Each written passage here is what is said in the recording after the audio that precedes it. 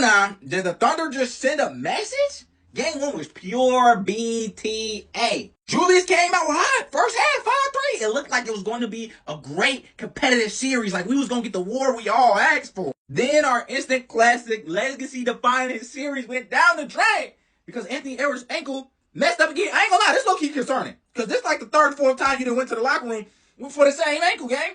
Let's keep it a buck. Shea, 26 free throws attempts was way too much. He shot too many free throws. I love his game. Don't get me wrong. I love his game. It's been happening all season, but bruh.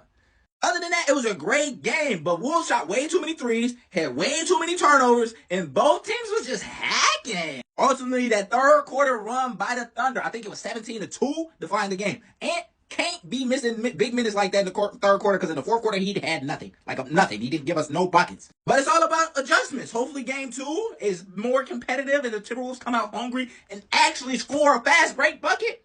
But let me know y'all thoughts in the comments.